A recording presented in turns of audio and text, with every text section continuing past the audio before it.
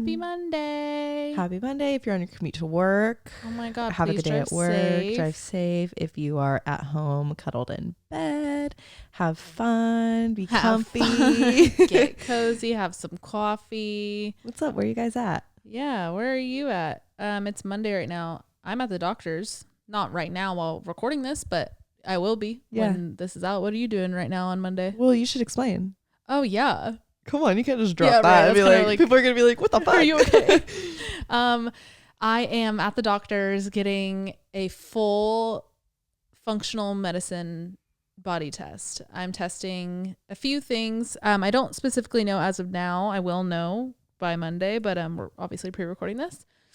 I think I'm definitely have expressed on here my gut issues. I have some pretty gnarly gut issues, and I'm really noticing it affect me in other parts of my life. And as you guys know, I've made it like very much a resolution of mine this year to figure out my gut. And I oddly enough didn't have intention to go to a doctor for it. I was like, I'll just, I'll try my way first, then a doctor. And you talked a little bit about, sorry to interrupt, you talked a little bit about the FODMAP diet last time. Right. Yeah. Like FODMAP diet. And then somebody on Patreon suggested like a type of test I could do. That was kind of my plan at first, but then the other day I had just a terrible stomach day, and it made me really emotional for several reasons, and the main one being your gut affects your emotions too. So I'm sure that didn't fucking help, but I just broke down, and I was just like, I'm sick of being tired all the time. I'm sick of food. Like, I'm hungry and I just want to fucking enjoy food. I could cry again right now. Like, I just want to fucking enjoy food and not have to complain afterwards. And then I'm just like the friend that always complains, and like I never want that to be my characteristic either. And I felt so malnourished, and I was just like, honestly, my stomach was just so messed up. I felt like so dehydrated, and I went and I got an IV drip at my doctor's, and she was like, yo, like we should do like a full test on you. Like you shouldn't have to live this way. So that's what, bringing it back, I had no intention until she was a new doctor too. I'd never met her before, and I was telling her about it, and she's like, I do this. Like, we should do this. If you want, like, we'll, I could work with you on prices. Like, I'm not trying to suck you in on anything. Yeah. I could, cause I was like tearing up talking to her. She's like, I can tell you really want to figure this out. And I'm just frustrated. Like, I do everything I can. I'm active. I eat responsibly. I'm like hydrated. My sleep is shit because usually I'm up because my stomach hurts and my mind's racing. Like, I could just tell no matter what I'm doing, it's a deeper issue that I need to get to. Yeah. So we're going to do some like microbiome test and thyroid test, hormone test. I think this is going to be great for you. I just want an answer. Yeah. Or just a lead of an answer, like I might not get one answer that's going to solve everything. Probably won't. No. Realistically. No, which it's not okay. Yeah. This isn't going to be like a solve all issue. I think you're just going to get some hints here and there, like cut down on this, cut back on this. And I think you're going to slowly start to like heal. I hope. Just I will relieve some of the. I will for sure. It's really catching up with me though. It's frustrating. Mm-hmm. Like, I see it in you. It's just it makes me like want to cry. Like, it just makes me so like tantrum-y. Yeah, I want a tantrum. I want to be like, why me? Like, yeah. So that's what I'm doing right now. I'll definitely update you guys. I plan on vlogging the experience too. I vlogged the other day, and I asked people if they'd want to see it, and my YouTube channel seemed like that's something they'd be interested in. So you guys can always go watch it there. Yeah. Okay. Sorry. I had to readjust the camera there. So if you're on visual, it might look a little different. It was just bugging me. It's a little off. Like, while I was telling that story right now, I was having dialogue in my head that like, hurry up and finish what you're saying so you can fix the camera. Whoa. Which is kind of what we're going to be talking about today, but we'll get into that in a little bit.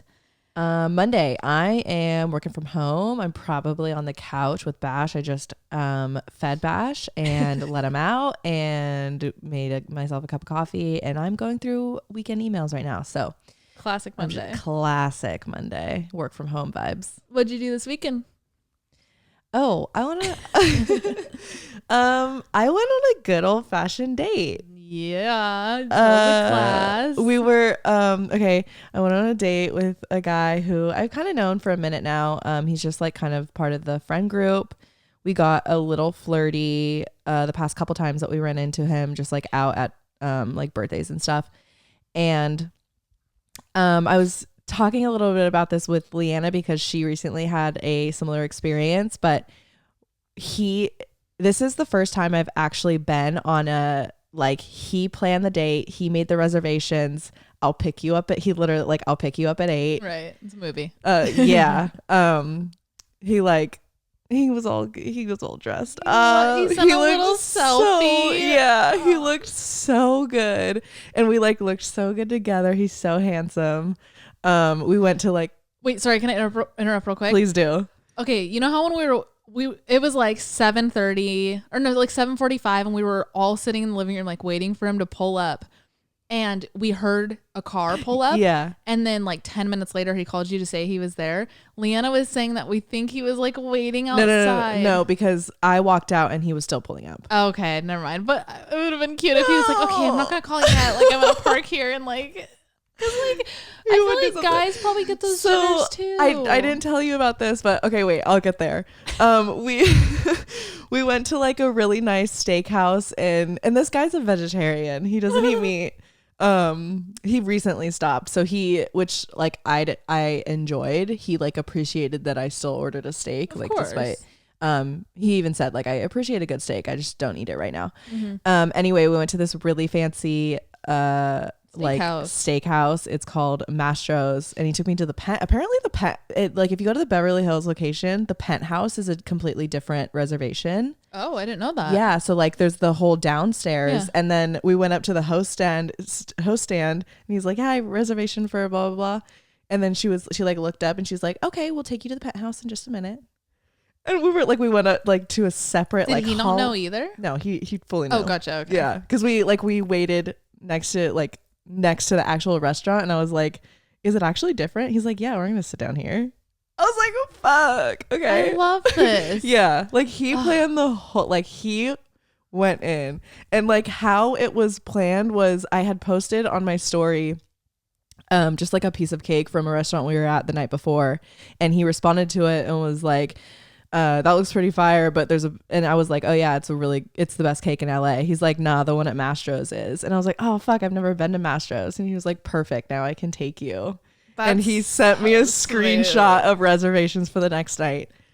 People take notes. Take notes. Holy shit. I think like we were kind of saying, taking the initiative in general, man or woman, whoever, it's like, it's just so attractive when it comes to planning a date. Yes. So like if right now you're in a situation where you know you want to kick it with somebody, but you don't know how to make it happen, balls to the wall, send them a fucking screenshot of a reservation. I promise you. It's going to work. It's going to work. So when we got there, he was like, you look really good. And I was like, thank you. I forget how it got brought up, but we were both like, were you nervous for tonight too?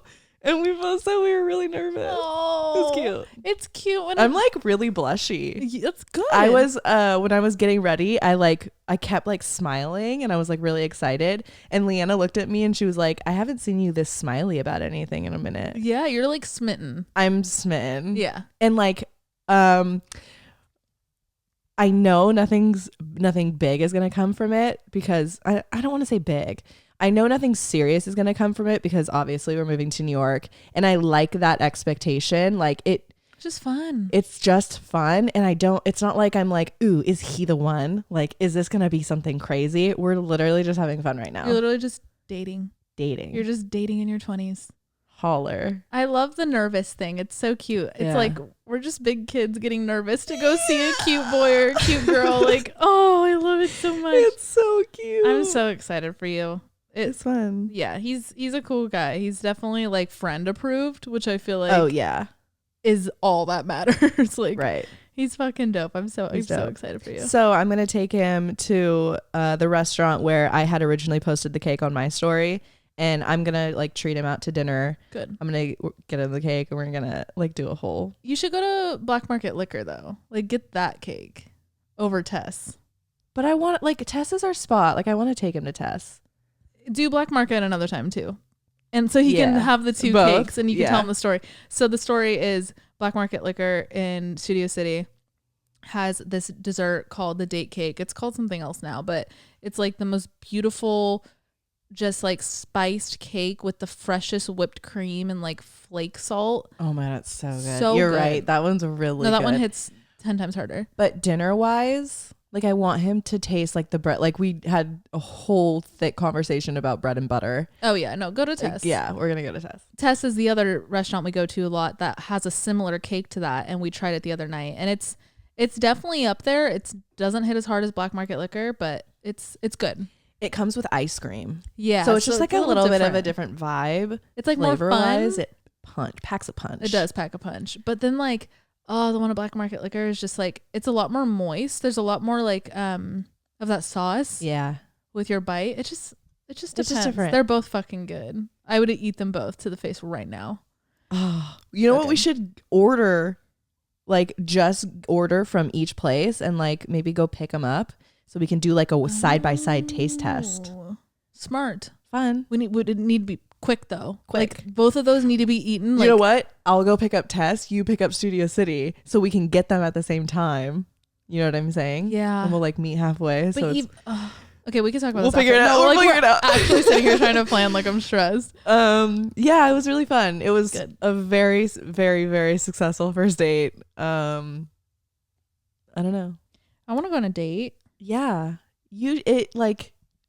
It's something else. It was very so special. That's like I've only ever been on a blind date. That was cute. Nothing came of it though. But other than that, like I've been like wined and dined, but it's while I'm already in the relationship. Right. Like this was like, okay, you're showing like this was his first impression. Yeah. Like he's showing me we talked about it a little bit. I think one of his love languages might be acts of service, gift giving. Yeah. He's very like attentive to like he pays attention. Yep. Say why. Oh, so if you guys follow me on Instagram, you see that I recently bought like a whole bunch of really cool decks of cards from Bicycle. I love cards in general. I love really good design, and I got like some really cool, unique decks of cards. And he saw that story, and he was telling me, I showed him the decks last night, and he had told me that when he saw that story, he did like a little research on a whole bunch of like cool vintage decks, and he was like, I don't know if that was your vibe or anything, but like I liked that you were interested in that. That is so kind. And like to note from it, like the fact that he looked it up. Yeah. No, yeah, he's like he cares. Yeah, absolutely. He's a good listener. Is a listener, and people who remember little details about other people, like that shit shows. That shows, and that's also like the best way to know a person. It's not always by the things they tell you. It's about the things you notice that they don't even say out loud. Right. So that's really cool. I'm so excited and happy for you. I'm just glad it's like fun and he treats you right, and it's like it doesn't have to be anything serious. Like it's just what it is. Like there's no expectations. Eek. Good. Eek. Last night while she was on that day, I stayed home, and Leanna and I went to the dispensary, and I got Nipsey's weed, Marathon OG. And I like walked in and I was like, oh, like what's this? And the guy was like, we haven't even posted about it on social media. Like the second we post about it, like there's a line out the door. Like everybody's trying to get this shit. And I was like, okay, like I'm going to for sure get it now. Like I'm like, did he just upsell me? Like, shit. Actually, no. But it was some of the best weed I've ever smoked. If you're a weed smoker, highly suggest trying it if they have it at your local dispensary. And I guess it was like 5% or like some like percentage of each sale goes back to Nipsey's family to support them. So amazing. Now that he's gone. I thought it was so cool. It's definitely a weed like I've never really smoked before. It was like it was described to be more of like a pain relieving weed, which is definitely right up my alley. That's like a big majority of why I smoke at night, especially because I'm just tense as fuck all the time. And I definitely felt it more in my body. It wasn't as like head buzzy, which is nice. I kind of want to try it. You should just literally a puff. Like you don't have to go crazy. It was really nice though. And it reminds me of like Like it reminds me of the weed that like my grandpa grows. Like it's very like household. I mean, it's called OG. Like it's very like the weed you get from your dealer weed. Like it's not this little 2008 weed. Exactly. I feel like a lot of weed brands that I still love are very like, I mean, it's its own industry now. So people are marketing it as like floral, and It's there's very weeds with like essential aesthetic. oils. Yeah. Right. Very, I mean, it's very processed now too, which is interesting.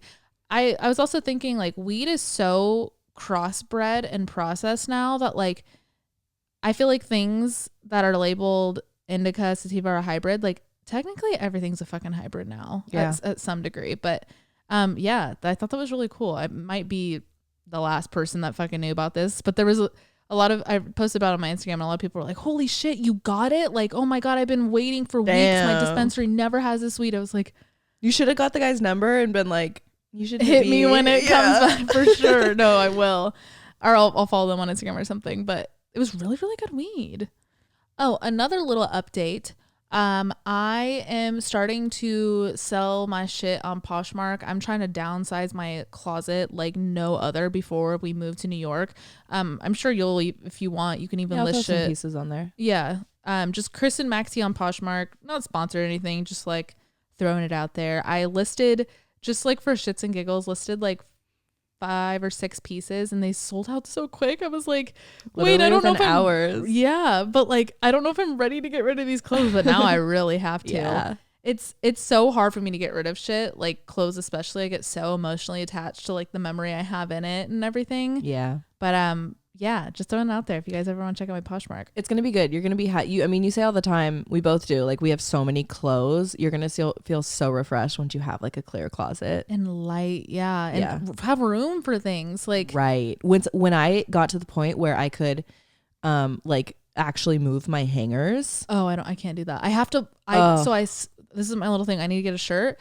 I divide it with my hand, and I get my shoulder in there, and I have to like and like push my body into half my closet's clothes to like push it over. I'm at like a high-end shopping store, and I'm like, oh, that's so one by one pulling items out and like moving them to the side, and I can like breathe. I can like look at them while they're hanging up. Yeah, no, I can't. I have to pull them out. My clothes, I pull them out like wrinkled because they're so fucking compressed next to their other clothes.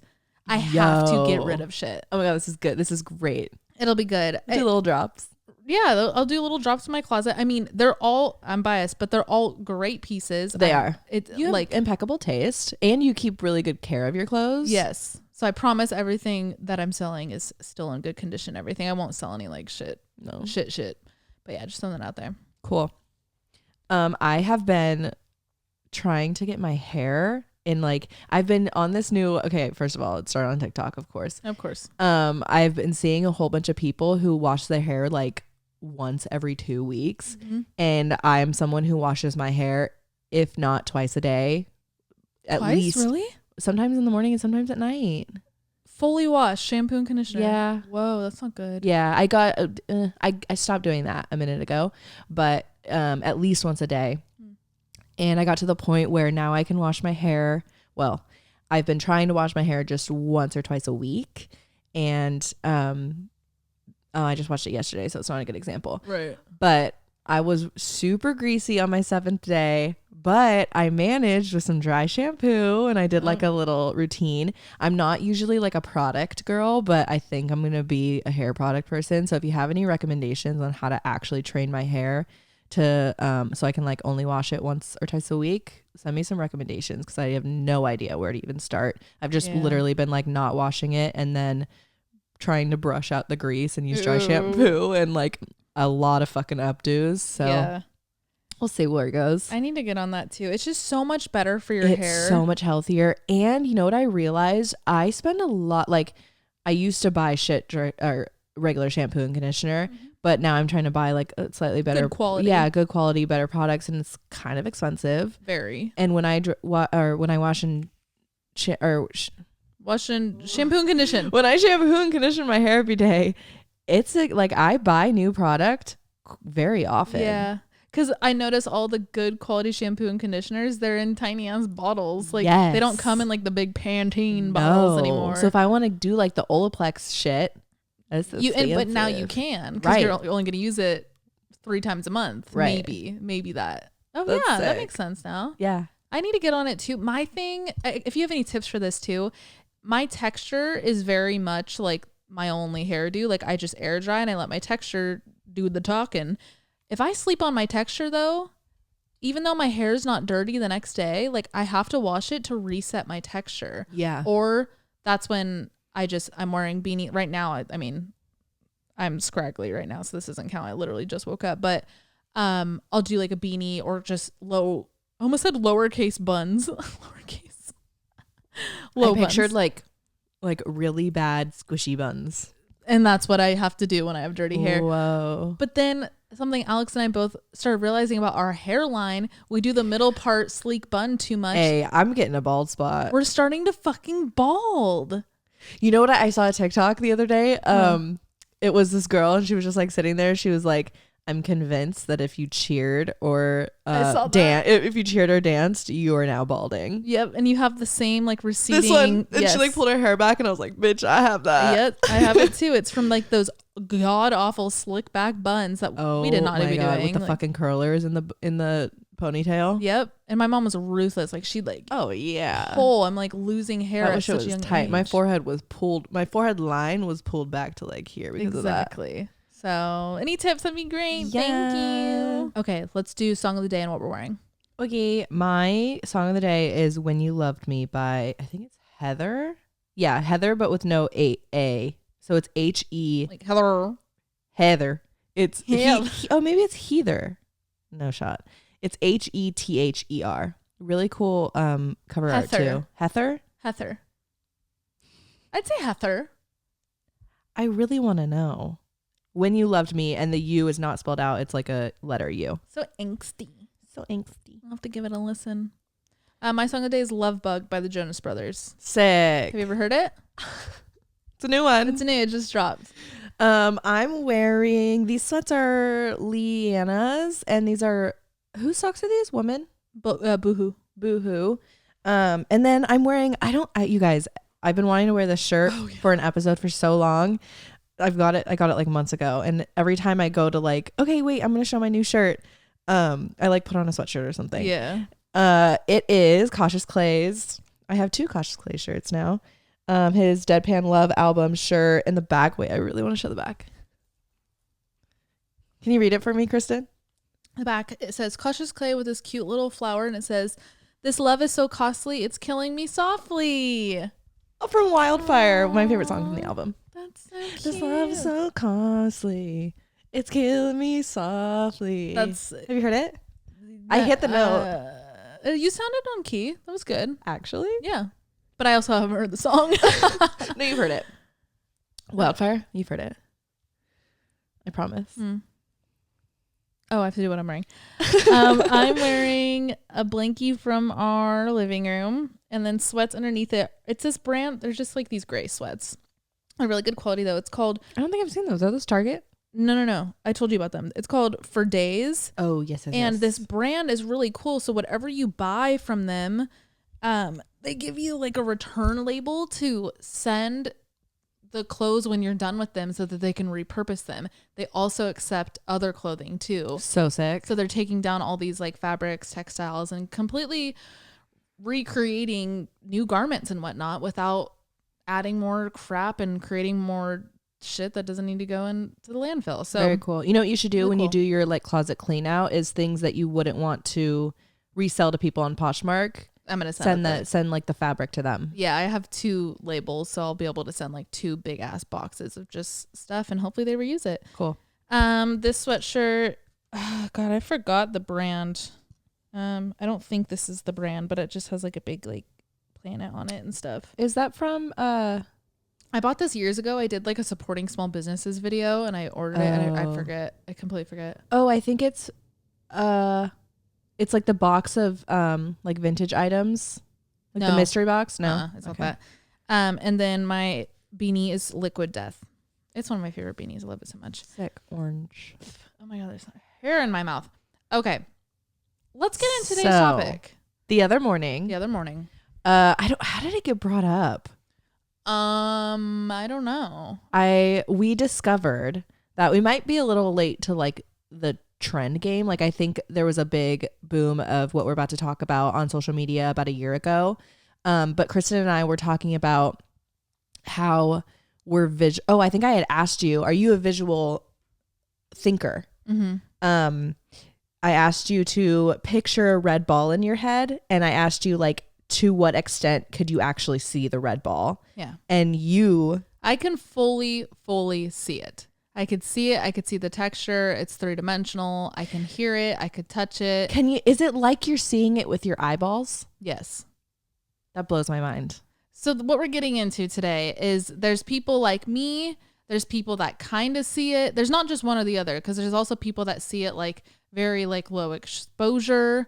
There's people that don't see it at all. We just want to get into like aphantasia, inner monologue, the whole debate of like not how even a debate, other but people view the world. Yeah, we want to get into like how you view things, how you think about things, because everything we've researched is just like people are different, and it feels so mind-blowing to even try and describe what we see. Like something Alex and I have debated forever is like, I wonder if my blue is her purple. So we both look at the sky. We all look at the sky and we say the sky is blue.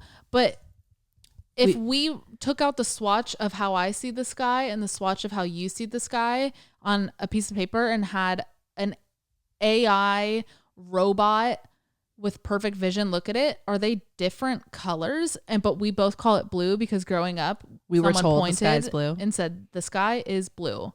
Does that make sense? That's something Alex and I have always said. Like, I wonder if our colors are the same. We call them the same, but I wonder if they are the same. When we were like hashing out a lot of the stuff we're about to tell you guys, I was having a hard time trying to describe how I can see things. Like I almost can't put words to it because we've never tried to. We've never been like, this is how I think. It's so abstract to like try and put like actually say, I see this, I feel this. Because it's not even that straightforward. No, to put it in words. Because it's just is how it is. And to like take into account how other people probably don't, to describe something that you've always assumed other people experience in the exact same way is so difficult. Yeah. It makes no sense. So I know you have a little history lesson. Yeah. For us, so right? We're going to do a couple things on the computer today. Get your notebooks ready, kids. This is literally going to be like a presentation, and we're so excited. This is our bread and butter. Oh, yeah. We love like anything school related. Oh, yeah. Okay. So I kind of just want to read this word for word. Yeah. Where's it from? This is from aphantasia.com, the VVIQ test. So this is a brief history of visual imagery. So this guy, Francis Galton, was a British psychologist known for his pioneering studies of human intelligence. In 1880, Galton conducted what he called the breakfast study, where he asked participants to imagine their breakfast table and rate the illumination, definition, and coloring of the table and the objects on it. Most individuals in the study reported some capacity to visualize, though their experiences varied widely. In extreme imagery cases, some reported above average abilities for visualization, saying, thinking of the breakfast table this morning, all the objects in my mental picture are as bright as the actual scene. Mm-hmm. And that is from a hyper-fantastic participant.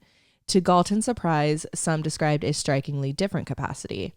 It is only by a figure of speech that I can describe my recollection of a scene as a mental image, which I can see with my mind's eye. And that's a fantastic participant. As the breakfast study demonstrates, there exists remarkable, often unsuspected, invisible differences in our imagination experiences, ranging from aphantasia or complete absence to hyperphantasia or an abundance of visual imagination, a fact that has surprised those who've encountered it for more than a century. The phenomenon remained largely unexamined until British scientist David Marks developed the vividness of visual imagery quiz, which is this website that I'm on, in 1973. Not even that long ago. Right. So these people are like, this British guy, he's like, all right, people clearly see things differently in their head. Did nothing with this information. Like no one really like dove into this until this guy, David Marks, in the 70s came up with this visual imagery quiz. Yeah. And then in 2015, Professor Adam Zeman received a patient known as patient MX who reported losing his ability to visualize after undergoing surgery and suffering a minor stroke. So Zeman later named the phenomenon aphantasia, and a new classification emerged, non-visualizers. So that's when they started to realize, like, okay, this guy was able to see pictures in his head and then lost that ability after a stroke. Yep. So now they're able, with the experience of this one guy, they've been able to classify the largely two different groups. Obviously it's a spectrum, but the two different sides of like visual imagery. Okay, so we were gonna take the test, but the test we came to the same conclusion every time with every answer, and I think we've already figured out like our capability with imagination. Do you kind of want to describe like how you use your senses to like build these like your visual image in your head? Yeah, so for example, the first question in the test, it deals with an apple. And it shows a picture of the apple and then it takes it away and it's like, how well can you still see the apple? So the first question is just only visual. Like how vibrant are the colors? Is the shape like accurate? All the things. Me personally, I could fully see it. I could fully see the apple. I still can right now as I'm talking about it. I could see every like detail of the red, how some apples are splotchy. Like I could see everything. Okay, so it's hard for me to use the words like see, taste, feel, because I don't use those sensations. It's like I can imagine it, like the visual is somewhat in my head. There are no details to it. It's literally just like, because they showed the red apple, I pull that imagery like from my memory. Yeah. And it's there, but it's not like my eyes are seeing. Like, are your eyes seeing it? Like, you know what I mean? It's not like floating right here. No. When I close them, yes. If I close my eyes, absolutely. No. When I close my eyes, I see like shadows of light and like like where you're at, where I'm at right now. There's no visual in my head when I close my eyes, but like I can imagine it. This is so hard to describe. This is so interesting. And we were talking about this the other day too. Like this could be why you don't dream. Yeah. So I think I dream, but I can't remember a lot of my dreams. And I think, I don't know, can you like still dream, but them not be visual? I totally believe so. Okay. So I'm probably not a visual dreamer. Yeah. I think because I do wake up often with like either like a heavy feeling or like sad or like really excited. And I think it's from my dreams. I think so. But I don't think I have visual dreams because I get like very often, if I remember something from my dream, it's like I remember, okay, I was with this person, this happened, but only when I remember it, I build the setting in my head.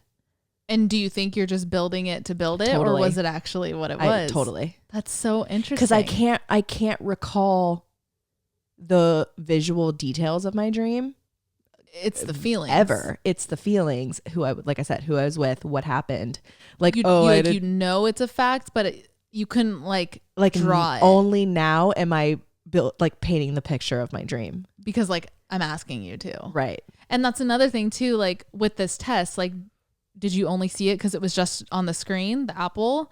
And then like when Alex and I were talking about this the other day, we kept saying, well, like we were talking about, there was another question on a test about like envisioning like a lake and like mountains and all that. And you were seeing Yosemite where you've been and you were seeing a specific moment that you've already lived. Yeah. I think it's completely different.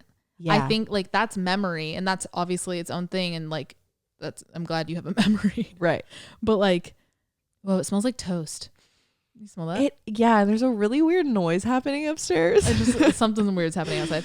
And then I was able to put myself in a place I've really never even been. There was another one. It was like picture a rainbow. Crazy. And I was in the desert seeing a rainbow, but I've never seen that before. But that's just what my brain computed to show me a rainbow. I can't build these visual imageries just like from scratch. They're fully, I fully pull from memory. And it seems like a lot of this from the light research we've done, obviously we want to put that out there. We still don't know what the fuck we're talking about. We've just, done our own research. This excited at us one morning and we're like, holy shit. Yeah, just online, Google everything. It seems like a lot of it is imagination based. And I think your imagination is a muscle that you lose that when you're not using it as a kid as much, like with your toys and your crayons and all that. So like you start losing it. That's so interesting. And as a kid, like my imagination was huge for me. Mm-hmm. Like I leaned into my imagination as like my getaway. Like I would do a lot of things with my toys, and like I even remember I mean I would give personas to inanimate objects. I still do. This. Like that was such a big part of my imagination. So I think I've just heavily worked out this muscle forever. So maybe it's but like I feel like I've always been a very I've always built scenarios in my head. Like I've always been like a daydreamer. That's no, I'm just kidding. No, literally. I've always been like a really big daydreamer, even in school. Like I actually have a specific memory where a teacher asked like where the fuck I was in class, and I was like, oh, I was just daydreaming. Oh yeah. She's probably like, oh, that was really cute. Imagine the cute shit that teachers here. Oh my god. So like I think when I think I am an imaginative person, but when I imagine them, I can only pull visually from things that are already in my head.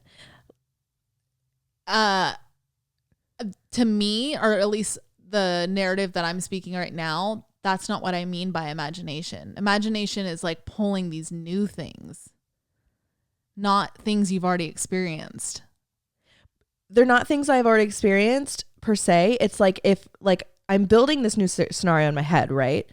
And like, say I want to put us like, say I'm like daydreaming about going to a coffee shop with a guy.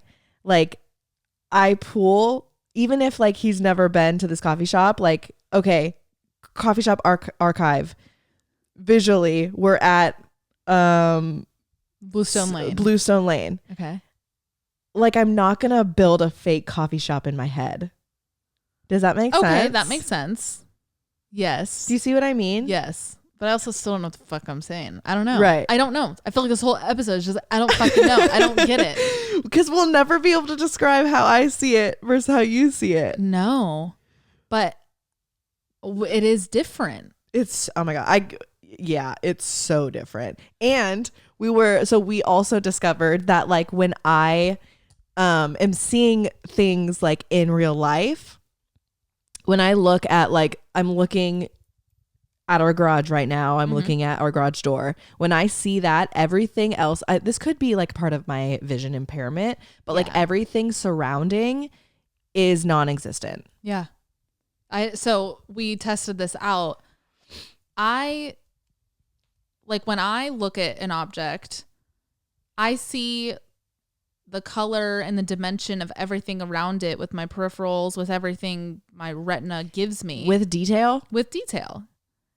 And sharpness. Not as sharp as what I'm looking at, but like, yeah, pretty sharp. And I read really fast. I never like, and this might not be necessarily the reason why I read fast, but I've noticed I've always read really, really fast. And when we were talking about this, I was like, holy shit. You could read the whole page at once. Yes. Like when I look at a page in a book, I almost like, remember in school when you put your hand and you read line by line? Yeah. I almost have to do that, or else I'm processing every other word while trying to focus on the sentence that I'm trying to read. I can only focus on word, one word at a time, and word by word. Oh my God. Yeah. That's why I have to like go back and reread sentences a lot. And like, because I have to read it. I have to see it, read it, like remember process it, and then remember contextually what it means. So that you can apply it to the next word. Yes. Wow. Brains are so cool. And like, even when we're scrolling on Netflix and I'm like going hella fast, like trying to like, I don't want to watch that. I'm like, Kristen, how did you even see what was on the list. I'm reading every single thing on the screen. It's just, yep. Like, it's just like. I have to like, okay, move my eyes. That one, that 50 one. First that Dates. one, No. one. Oh, no. I don't have to stop clicking. Like, I don't want to watch that. I don't watch that. Like, I know what it is. Like, it's like. That's so crazy I could to fully me. read it. Nope. I don't feel like I'm not even giving the words to describe it really, but like, see, that's why it's hard. Like, you're not reading it. You're like, I'm just like, you're just like taking it in. Yeah.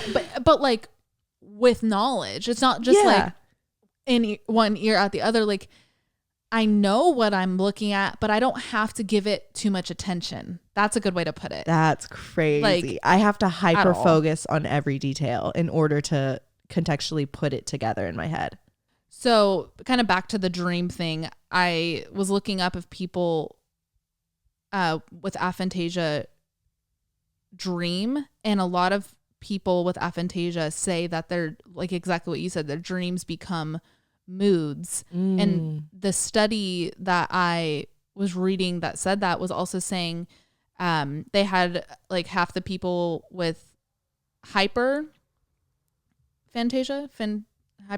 Yeah. I feel like this is like a Disneyland. Who like, are hyper fantastic. And then people with aphantasia. Fuck these words. Group 1, group 2 draw just anything. And significantly, the people with aphantasia, it was very simple drawings. Whoa. Very simple. And the people that were hyper and fantastic were able to just kind of like pull this random, really detailed drawing. And even the art was a little bit better. The people that were hyper fantastic. Okay, this is crazy because I've always thought like, obviously I'm a graphic designer. A huge part of my job is illustrations, and a part of my like my work, insecurity of mine has always been that like I use reference photos a lot, and it's probably because I can't like, okay, let me draw a horse. I can't like sit here and draw a horse right now. Oh, I could draw the shape, but like where the mane lays and like how long the tail would be, I could not. You couldn't like refer to. No, I would need to look at a photo and be like, okay, the mane needs to be this long. It needs to hit like a quarter away down the back or whatever. But like, I couldn't do that from my head. Wow. And I've always thought like, fuck, if like people who could do that, like on Illustrator, who can like, okay, I'm gonna draw a chair. Like, no, I need to look at a fucking chair. That doesn't make you less of an artist, though. No, like, but I it's don't even always think been the like study means those people that have aphantasia are worse artists. Like, no, for sure. Like, but it's always it's crazy hearing that and like kind of validating it in my head that like, oh, okay, no, this tracks that like I can't pull these images from my head. What a trip! It said, for example, they were asked to draw a window. Some wrote the word window inside of an outline of a window. The fantastic people, and then the hyper fantastic people were drawing like the window panes, the curtains, the like snow on the window. Like they were able to kind of bring imagination to it. Okay. Yeah. I definitely feel like I'm like dead center on the spectrum. Yeah. Dead center. I could tell it's definitely like a very, very big spectrum. So that's the visual kind of imagination side of how every brain works. We barely skimmed the surface there. But another thing we were kind of getting into was the inner monologue, your inner dialogue, your inner speech, the voice inside your head. Not everybody has it. And this blows both of our minds. This is where we're actually very similar. Yeah. We both do experience an inner monologue. But I almost said his name. The guy you went on a date with, he was saying that we're actually the minority. Yeah. Less people have that. 30 to 50% of people are able to have an inner monologue. That's crazy. And the rest are like nothing going on in there. Not that nothing's going on, but like they can't talk to themselves in their head. Yeah. So I was looking it up a little bit, and when you run out of bread at home, you say to yourself like, okay, I need to go get some bread. And when you're at the store, you're like reading and you're like, sourdough? No, I don't want sourdough. I don't want sourdough. Well, I got eggs. That actually might be good with an English muffin, right? All in my head. All in your head. You're having that dialogue in your head. No. Some people are literally just like, they just do. And it was explaining that like when they know they need bread, okay, back to this example, like it's more of a feeling, like they'll feel like the hunger, the craving for bread. And like the feeling of like, I need to do this. This is on my to-do list. A little bit of stress. It's like more like mood based. So kind of like the aphantasia. It's like how your dreams are. Like you're more mood because you can't give a visual to it. They're mood because they can't give a word to it. So I have 2 quotes from people. This person said, I don't have an inner monologue. Anytime I have to communicate outside my head with words, I have to translate what I'm thinking. That takes time and effort. It's why I vastly prefer written communication over verbal, since you can take more time than the instant response in a verbal conversation. Holy shit. The next person said, when I know I will need to verbally communicate, such as I need to make a phone call or bring up a topic at a meeting, I prepare myself mentally as much as possible so I know what words I actually need to say. On the other hand, if I'm in a conversation where I haven't had time to organize or translate my thoughts ahead of time, I constantly have long pauses where I'm doing real-time translations, which comes off as weird to people who notice it. This annoyed my wife for a long time until we both realized why it was happening. So they really have to, these people that don't have this inner monologue have to translate into words.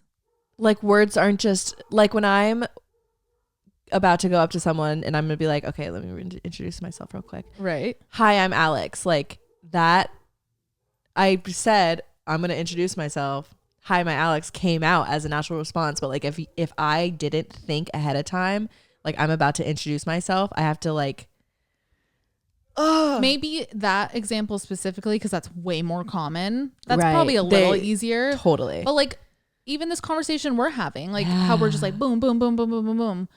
I think that like now that I think about it, just judging by this one quote of that guy, him saying that there's these long pauses. Now that I think about it, I feel like maybe I talk to a lot of people, like Tanner, for example. I think Tanner, I have to ask him. He might not have an inner monologue because he takes long pauses. Whoa. I'm going to ask him. It's the weirdest thing. And I'm like, oh my God, he'll even say, he's like, I just don't have the words to respond to that right now. Whoa. I literally have to ask him right after this. It's fucking crazy. Holy shit. Yeah. I also read that there are, I'm sure there's more, but said to be about 3 dimensions of inner monologues. The first one is dialogue. Okay. Let's see it. I can't read. Dialogity. Dialogality? Sure. This is where you think to yourself, I need bread. And you can also kind of have like a full conversation. Like, I can't think of an example, but like, I need bread.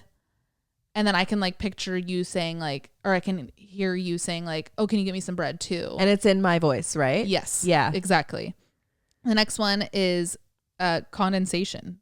That's widely used word. A measure of how like broad your speech is. Are you speaking in just keyword kind of bubble thoughts or like full sentences? Me too. Full sentences. But some people are just little buzzwords. Whoa, I'm full script. Yeah. I'm like, I have like everything.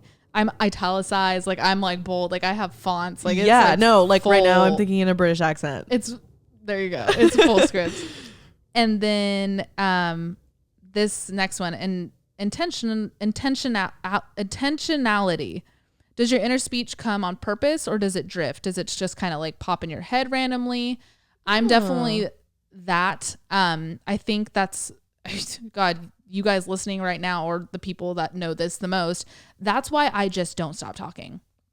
I speak so fast and so all over the place, and I skip over my words and like go during sentences so much because my brain, I'm already literally what just popped in my head right now is Leanna's in her car right now driving to Culver City. I think this is why you're so good at multitasking. I'm exhausted. No, you like, because I've actually thought a lot about this before because you are so good at multitasking. I don't think I am good at multitasking. And I think this is like layered with the fact that I don't like, if I'm speaking out loud, I'm not thinking in my head. Oh, it's one or the other. Oh my God. No, I am like, I can't do both. How do both words fit at the same time? Oh, I have multiple conversations going on in my head. I thought I wrote down. No shot. Oh, okay. I literally wrote this. I think I read really fast to drown out my personal monologue too. I think that's another reason why I read fast, because if I don't read fast, then I'm already thinking about like the end of the story, what the writer was doing while they were writing this, who's the publisher, ooh, should I hit that publisher? Like I'm one at a time. Even when we fucking are podcasting right now, I'm already thinking about post edit.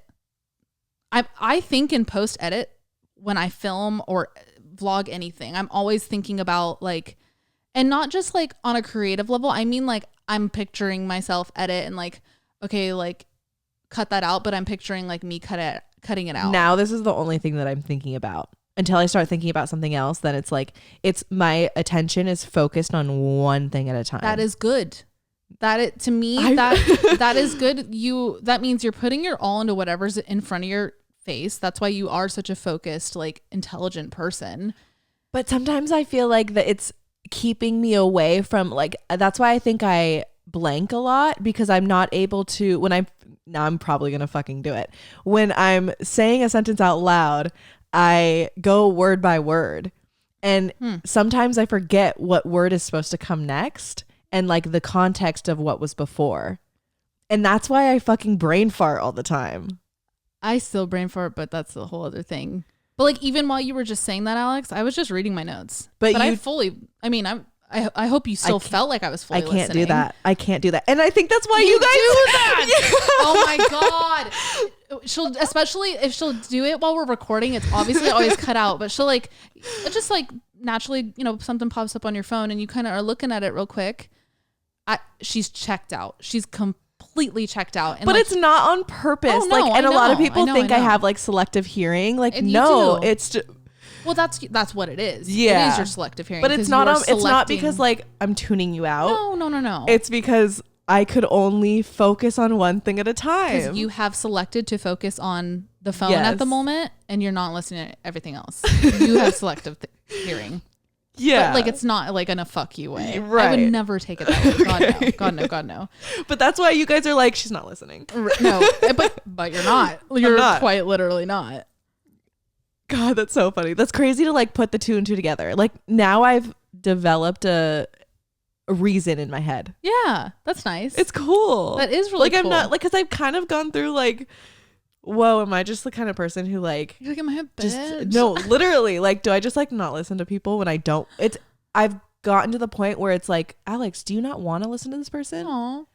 But it's like I do, and like I wish I could multitask. Yeah.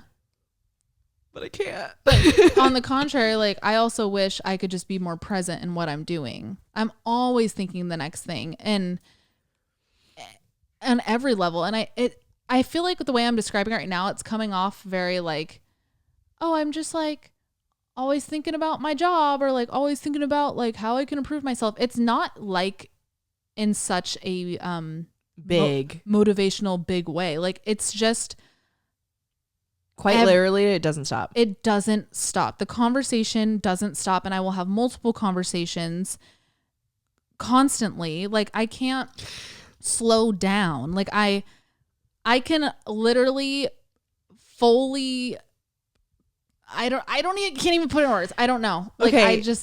Can I try and describe something right now? Sure. Okay. Visually, I think I'm picturing myself on my bed right now. This is gonna make sense in a minute. When I don't have anything to think about, I like see myself in my head, literally like arms crossed, like tapping, like, all right, what do we think about now? There's times where you have nothing to think about. Yeah, and I'm literally like, I'd pay for that. Huh? I'd pay for that. Should I see what Kristen's doing? Should I think about that appointment I have to make in like for a week?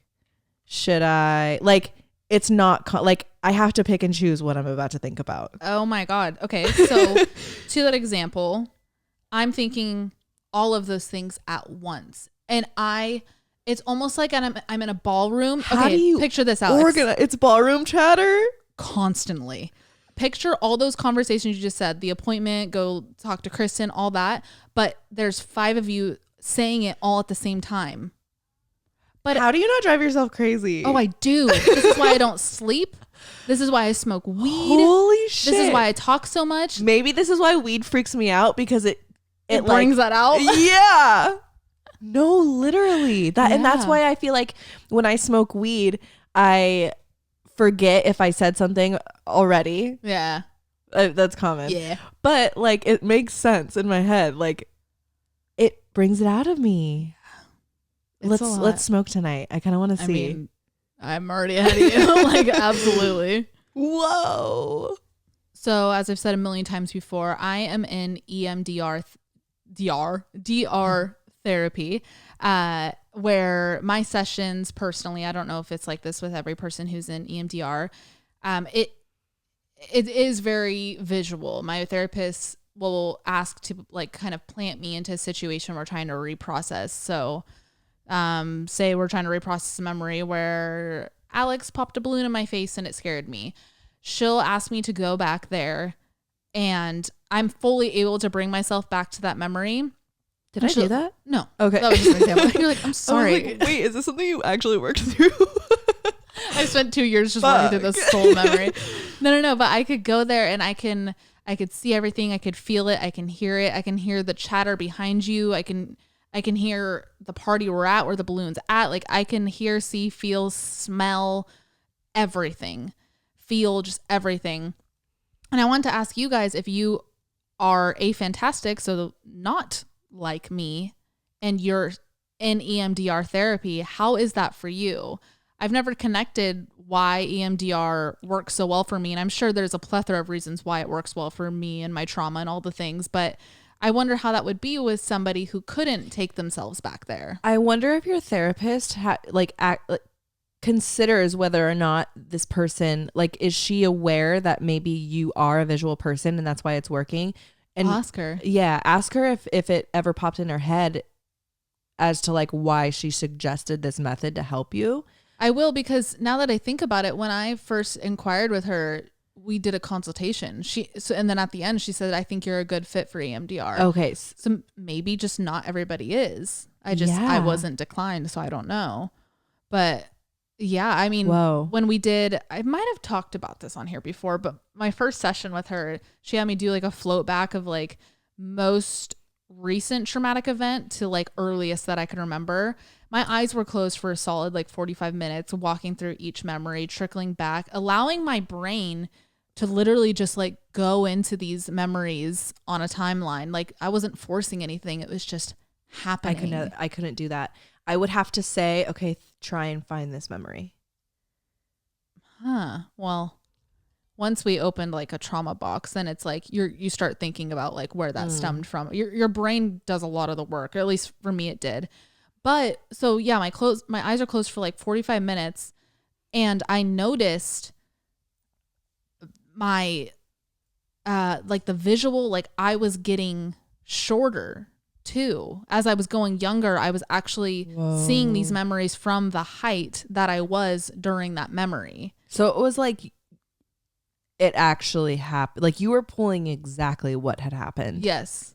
We pulled my first traumatic memory that I have, where I almost got hit by a car. This was really bad. Like my stepdad grabbed me by a hair. If he would have a half a second late, I mean, I wouldn't be here today. It was really bad. And I was only 2, but I remember and I see everything. I remember my mom across the street. I remember my grandma and grandpa in the doorway. Like I remember the color of the car. I remember all of this. And I was thinking like my ability to remember these things at such a young age, and kids in general, you know, back to the stat I said earlier, 5 to 7 kids have this ability. Like, is that kind of bad. Like that's a lot of power for a kid because they have the ability to remember it, but they don't have the ability to process it like we do. I guess that's why I'm in therapy. Right. I wouldn't say it's bad. I think it's just like something Part extra you do have to like take into account when you're going through this process of EMDR. Yeah. I'd love to ask a kid about this inner monologue and like visual thing. Have them explain. Like, ask Ollie. I will. Oh my God. Ollie's my nephew. He's literally like, he's gonna be like, well, you see the quantum physics. Like he's gonna know everything about it. Yes. He's gonna be like, oh, I already researched that. Totally. Unreal. Holy shit. This makes me want to like, I want you to ask your therapist all of this. I will. And B, I kind of want to see like when I actually start therapy, I want to see if EMDR would be something, because I know I have to work through a lot of my inner child trauma. Mm-hmm. And I wonder if EMDR would be a good fit for me, taking into account that I can't visually see a lot of those things. I'm sure there's still benefits, even though you can't like necessarily see it the way I am, or you'd be surprised. Like that's another thing.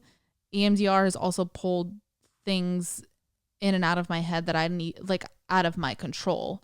And that's just like the process of like opening up those brain waves again and whatnot. So you'd be surprised. You probably are capable. It does take a little bit of work. It's the rapid eye movement that's doing it. So it's firing off different sides of your brain. Like it's going to do things that you don't do day to day. True. And then when you end your session, it's also doing things after. Whoa. Like EMDR is magic. Sick. What does it stand for again? Right. Yeah. Right? No, totally. That's what I was thinking too. I need to see. Eye movement desensitization and reprocessing. Okay. So it sounds a little more scientific than I originally thought. Oh yeah. Okay. It's a form of psychotherapy where a person's side to side eye movements, tapping on either side of the body, bilateral stimulation of the brain. Okay. Yeah. So it's not just the process of like pulling these memories and working through them. It is like an actual. Have I never told you? Like I like tap my thighs. I have to tap my shoulders. Like you briefly touched on it, but like you've never like sat here and like. You should like sit in a session with me. You could just like sit and like. Oh my God, would you let me? I mean, you know, I tell you everything. Okay. I genuinely tell you everything. Like there's nothing I just really hear there that you wouldn't know. No, I know that part. It's just like I wouldn't want to intrude on like you actually processing it. I think I'd be okay. All right. Hey. Oh my God. No, we do like the three-way call, like your little screens, but your camera's off. Yes. I'm just gonna watch I'm blind CC'd right now. BCC. Oh my God. Fuck. This makes me want to like. I feel like this is a good opener question when you meet someone new. Like, hey, what kind of thinker are you? Yeah. I actually just asked somebody I was texting, and he made a good point that, so his answer was he does have an inner monologue, and he has my side of it, which I wasn't surprised knowing him. I mean, you know him too. Yeah. But he was saying he wonders like what psychedelics have done for that. So I bet me personally, I haven't seen a difference from before. Like I've done psychedelics since I was like 14. So it really has always been the same for me. Yeah. But like, I'm sure there's people that it brings it out that they never had before. I mean, you hear that all the time, like these crazy awakenings. Or I wonder if there's people like a bad trip, it shuts it off. Whoa. I mean, both things we were reading, it was saying like certain trauma, certain like surgeries and shit can turn it on and off, which makes sense. I don't know. Whoa. Should we do shrooms tonight? Or do you think people have it and they just don't know how to verbalize it? And or like, I bet you like, okay. That's kind of what I've thought. Like when I am sitting here like, wait, can I see it? Right. Like, literally like, I wonder people listening to this, like, are they going to be like, oh shit, I can see it. Right. Like me thinking like, let's go back to the fucking red apple, the godforsaken red apple. Literally. You describing like yes, I see it. I'm so on the fence, but it could just be like me questioning myself. Like, are you seeing what I see? And you're like just so confident in it. And okay. I'm like, yeah, but she's super confident. So like maybe I can't see it, you know? Do you see what I'm saying? Oh, I absolutely understand, but never who knows? fucking know. I hope that like, oh my God, guys, this bed is breaking. Honest lads. Like I hope it picked up on audio. If you're on visual, you saw it. This bed is fucking breaking. What was I saying? See, who fucking knows, man? You said I hope it's into the abyss. Maybe I feel like what you're about to say is like you hope one day science proves it. No. Okay. Opposite. Oh. I hope one day, when we die, this is like one of those things that we just like figure out. Oh, I mean, I like to think I'm gonna figure out everything before I die, or like when I'm dying. Like it's all just gonna make sense. Right? I fucking hope so. What a waste this would be to like not get all the answers at the end. I hope we should have an afterlife episode. How would we talk about it? Like nobody knows anything. I don't know what our beliefs are. Okay. I don't know, throwing it out there. What do you guys think? Yeah, what do you guys think? Should we go with that? But yeah, I think we're gonna get all the answers. I hope that we at least get this answer. Yeah, like if we could pick one, they're like, which one do you want? Or okay, hold on. I also wait, save it for the afterlife episode. Yeah, let's think about like if we could have one answer from like whoever the fuck talks to us when we die. What would it be? Yeah, this is a good episode. Yeah, because we like in the afterlife, who do we want to meet us at the gates? Yeah. Like who do we want? Like what like crazy person would we want to meet first who's passed on? Fuck yeah. We're doing this is a really good episode. Should we do this for our Valentine's Day? I was just gonna say we were trying to think of a good episode for Valentine's Day and like fuck love. We don't want to talk about that. Like whatever. Bullshit. Let's talk about death. Liquid death. This is perfect. Okay. Hope you guys are excited. Love that. Fuck yeah. This is a good. What do you guys think? How are you? How are you? Are you a multitasker or not? Do you tune people out like I do? Oh my God. Now I'm just like hyper realizing that I'm having so many conversations in my brain right now. No, I'm literally what the words that are coming out are what's in my brain. Okay. When I'm not even thinking about the words that are coming out right now. I feel like I just keep talking like I'm not thinking about those words. That's all I'm thinking about is the words that are coming in my mouth. No, but like how are they coming out then? How are they coming out of my mouth when I'm not even allowing them to? Do you ever... okay, so much is clicking. You know how sometimes you're like, whoa, I didn't even know I said that out loud. Yeah, I do that a lot. Maybe I'm just psycho. Maybe you need to talk about something else in therapy. Maybe. All the voices in my head. Just need to be like, okay, I'm going to forward you to this different psychologist. Well, I was going to say... I wonder like if these I'm already answering my own question. These abilities for sure shape how we are like as people, like our habits, our personalities, how we socialize. Like this is really cool to take into account how we've like been shaped into the people we are today. I almost want to say like it starts there.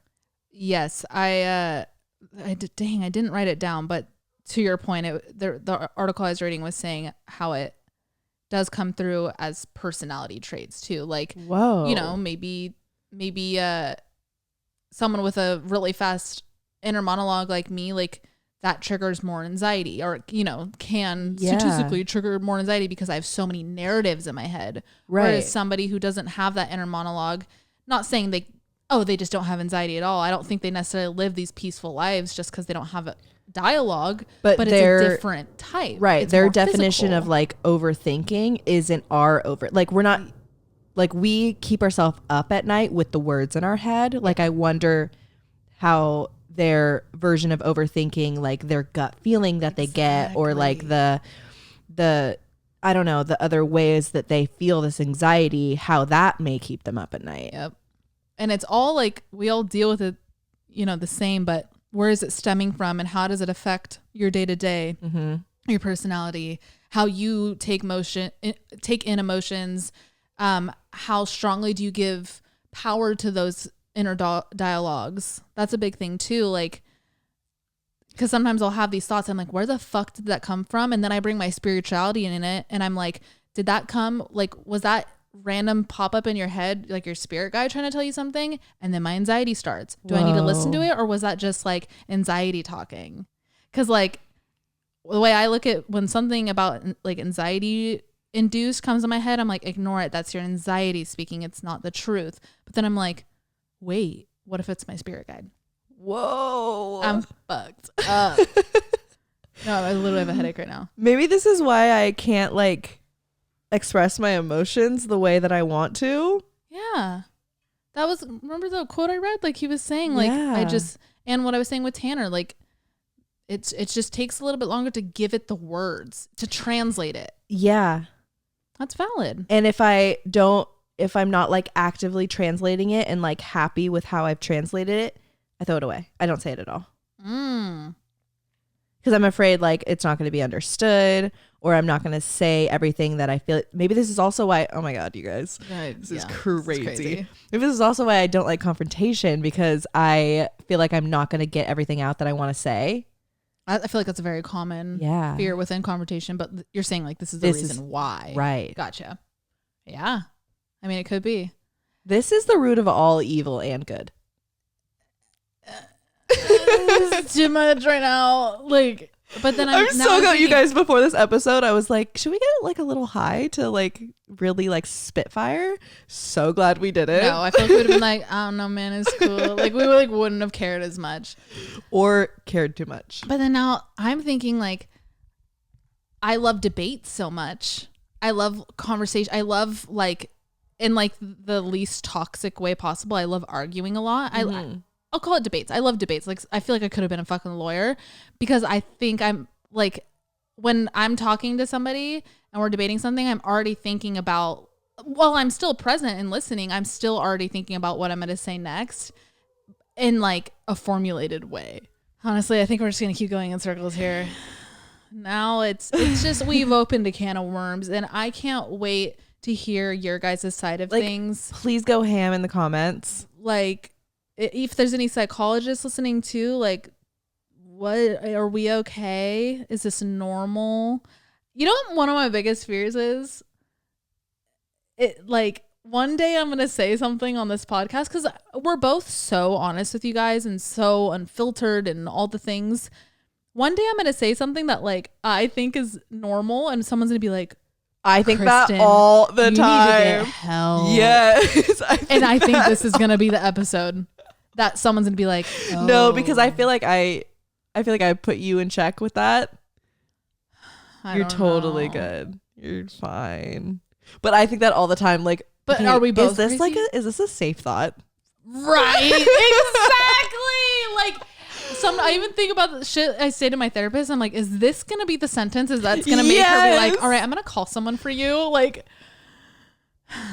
okay, so this a little bit describes the anxiety I got before my date, because I was really anxious about like, what the fuck are we gonna talk about? You're gonna get 5150'd? No, not to that extent, but like that's where I was, and you're like, no, same. My date?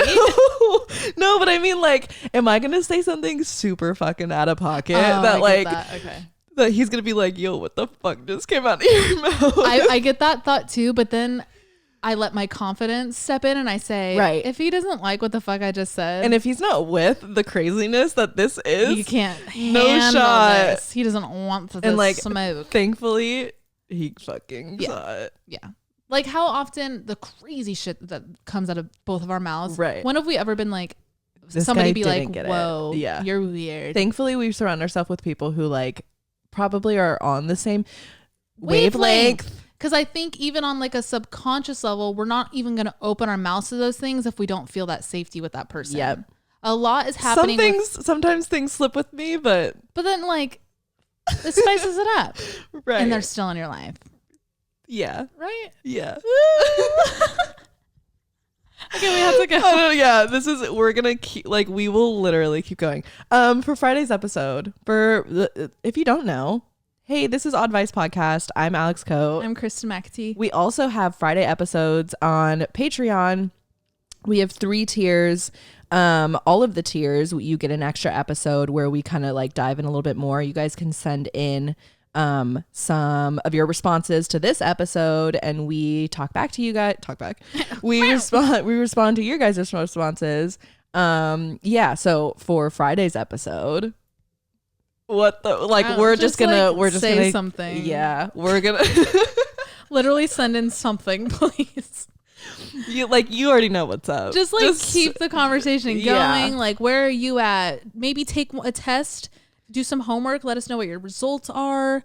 Again, if there's a psychologist, please, I'm begging you, like, dissect us.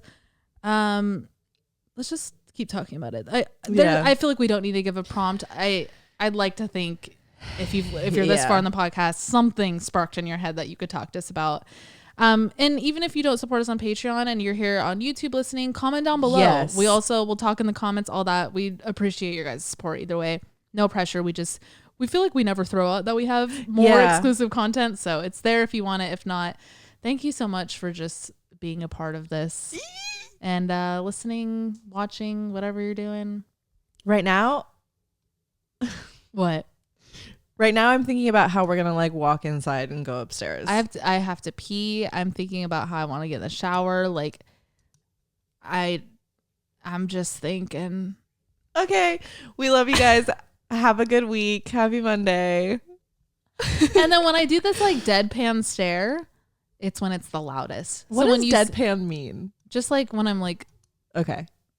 That's when like, if you see me doing that, it's loud. It's really loud right now. Whoa. Yeah, it's like, quiet up there. Do you ever? No.